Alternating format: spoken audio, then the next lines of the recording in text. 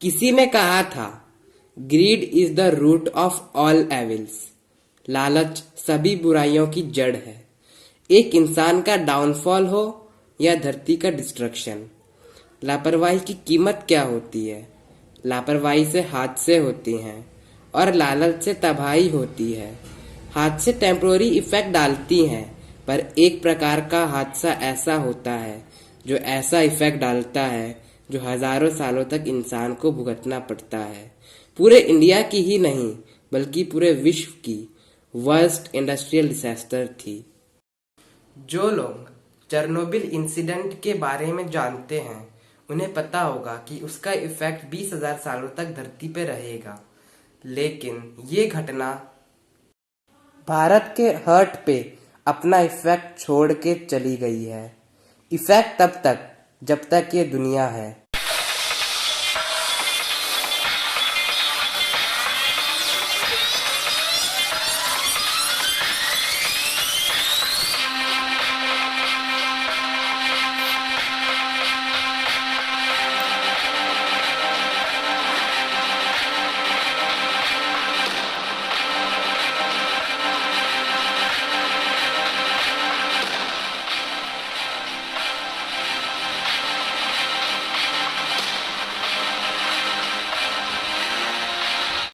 The untold story of Bhopal.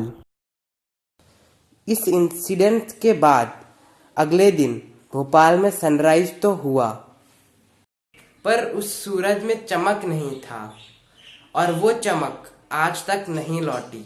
चमक वहां पे रहने वाले लोगों की खुशी की वहां के तंदुरुस्त बच्चों की।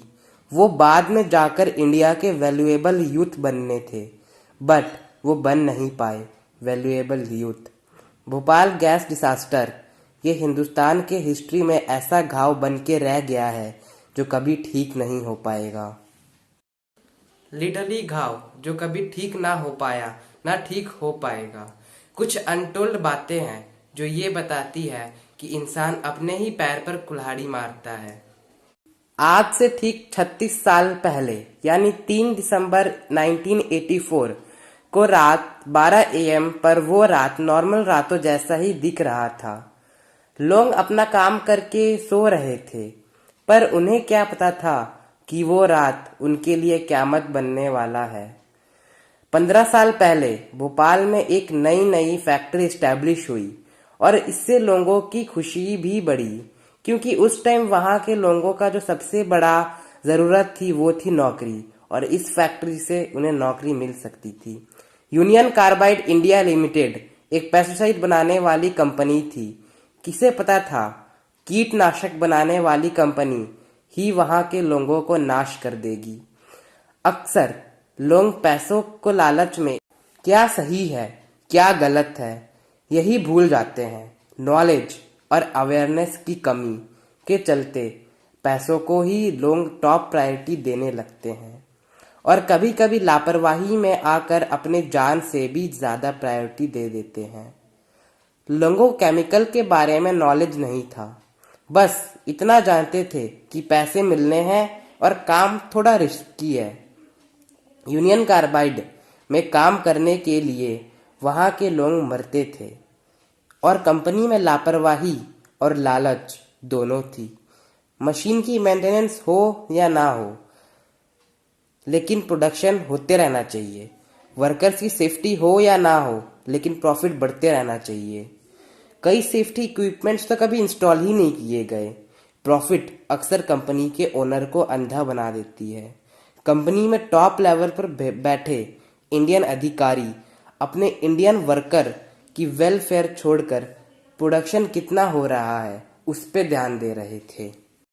क्या गलत है और क्या सही है, क्या ज़रूरी है, ये जानते हुए भी लोग अक्सर अंधे हो जाते हैं। कंपनी मैथिल आइसोसिनेट यानी MIC बनाती थी। इसी MIC का इस्तेमाल पेस्टिसाइड बनाने में करती थी और MIC is the one of the most dangerous chemical known to man. Union Carbide company इसी MIC का 42 टन का स्टॉक रखती थी।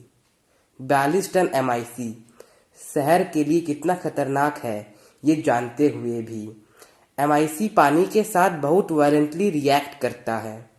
ये MIC शहर के बीच में एक बॉम्ब जैसा था जो एक दिन फट गया। 3 दिसंबर 1984 को रात 12 AM पर अचानक से अनकंट्रोलेबल खांसी शुरू हो गई। पूरे शहर के जगह जगह के लोगों के मुंह से खून निकलना शुरू हो गया। लोगों को पता नहीं चल रहा था कि क्या हो गया। थोड़ी देर बाद पता चला कि यूनियन कार्बाइड से 42 टन MIC एटमॉस्फेयर में स्केप हो गया, जिससे सांस लेना बहुत ज़्यादा मुश्किल हो गया था और ये 1 से 2 घंटे के अंदर ही 8 किलोमीटर फैल गया। और जो अपना घर छोड़ के प्लांट से दूर भाग रहे थे वे रास्ते में मरने लगे। कितना डर और दर्द था उस रात, वो भोपाल के लोग ही जानते हैं। शरीर से स्किन छोड़ने लगा था और आंखें 2 सेकंड के अंदर सफ़ेद रंग में बदल जा रही थी। सुबह के करीब 4-5 बजे वहाँ के लोग तालाब में डुबकी मारने लगे, ये सोचकर कि उनके बॉडी से MIC धुल जाएगी। लेकिन MIC भोपाल के सभी वाटर बॉडी को तेजाब बना चुकी थी और देखते देखते तालाब में लाशें बिछ गई। 4 घंटे पहले यानी 12 AM पर मेंटेनेंस की कमी से MIC से भरी टैंक नंबर E610 के अंदर पानी जाने लगा। MIC और पानी का मिक्सचर, मतलब इस जहर से बचने का कोई तरीका नहीं, और टैंक के अंदर अनकंट्रोलेबल प्रेशर बनने लगा और टैंक एक्सप्लोड कर गया। फिर 42 टन MIC एटमॉस्फेयर में फैल गया। MIC खून के साथ मिलकर फेफड़ों पर बहुत ज़्यादा प्रेशर डाल रहा था, जिससे सांस लेना मुश्किल हो जा रहा था। सुबह जो सूरज निकला वो भी कह रहा होगा क्या हो गया भोपाल को। 5 बजे के बाद डेड बॉडी की कतारें लग गई। पूरे शहर में एक रात में भोपाल के लोगों ने सब कुछ खो दिया, सब कुछ। रेलवे लाइंस पर, तालाबों में, घरों में, हर जगह लाशें बिखरी हुई थी। जानवरों और इंसान के लाशें से पूरा भोपाल घिरा हुआ था। उस रात भोपाल के लोगों ने अपने घरों को खो दिया, अपने बच्चों को खो दिया, अपनी जानों को खो दिया और लाखों लोगों के अंदर वो जहर घुस गया और उनके आने वाली फ्यूचर पीढ़ी को डिसेबल्ड जन्म देने वाली थी। 5,20,000 लोगों से भी ज़्यादा उस गैस के संपर्क में आए थे और 500,000 के जीन्स को इफेक्ट कर दिया था ये गैस। उनके और उनके आने वाले पीढ़ी को सबको बीमारी का हॉरिफिक एश्योरेंस कर दिया था। आज तो है ही, पर आने वाली पीढ़ी के लिए भी डिसेबिलिटी का चेन क्रिएट कर दिया।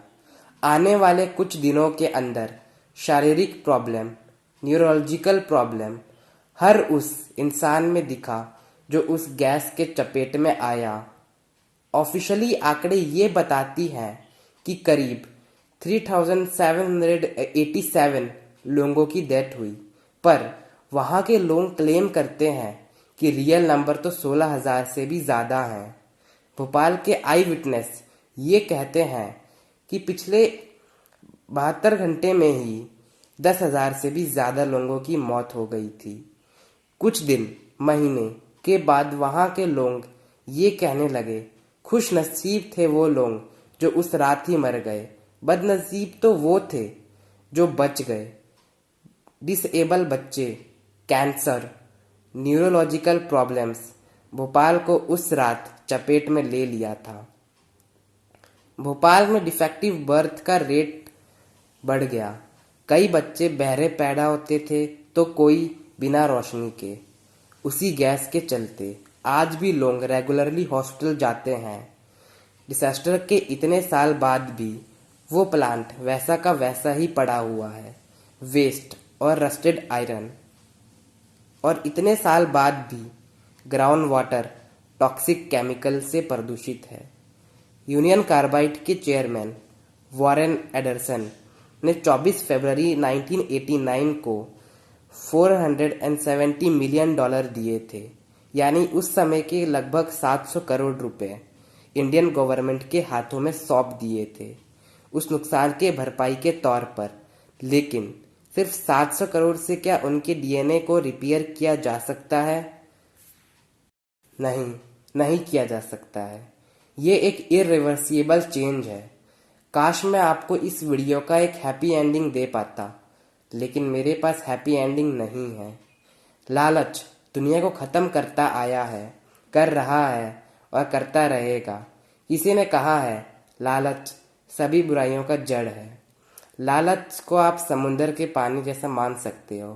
कितना ही पी लो, प्यास कभी नहीं बुझेगी और आखिर में आप उस पानी को इतना पी लोगे कि उससे आपकी मौत हो जाएगी।